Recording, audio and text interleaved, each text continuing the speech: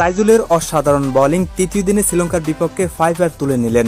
তাই তো তাইজুলের বোলিংয়ের উপর সন্তুষ্ট হয়ে মুশফিকুর রহিম বুকে টেনে নিলেন। তাইজুলকে দিলেন মুশফিকুর রহিম সাহস, আর সাহস দেওয়ার কারণ হচ্ছে একটি, গতকালকে শ্রীলঙ্কার ব্যাটাররা বাংলাদেশকে যেভাবে নাকানি চুবানি খাইছে আজকে সেটা করে দেখাতে পারেননি, কারণ দিনের শুরুতে তাইজুলের বোলিংয়ের ভেলকি ছিল। তাই তো তাইজুলের উপরে সন্তুষ্ট হয়েছেন মুশফিকুর রহিম, দলের ক্যাপ্টেন নাজমুল হোসাইন শান্ত। তাইজুল তুলে নিয়েছেন শ্রীলঙ্কার বিপক্ষে 5। তাইজুলের জন্য দেশের মাটি বলেন বা বিদেশের মাটি বলেন, তাইজুল সব জায়গায় সেরা। নিয়মিত নিজেকে প্রমাণ করে চলেছে তাইজুল। শ্রীলঙ্কা 2 দিন ব্যাটিং করে 458 রান করেন। বাংলাদেশের ট্রায়াল অতিক্রম করে তারা আবার 211 রানের ট্রায়ালস দিয়েছেন বাংলাদেশকে।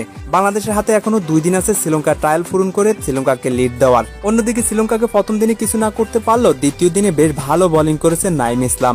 নাইম তুলে নিয়েছেন 3 উইকেট। সব দিক দিয়ে বাংলাদেশ একটু হতাশ দিল, শেষের দিকে দারুণ বোলিং করেছেন এবং ক্যাপ্টেনের মন জয় করেছেন বোলারেরা।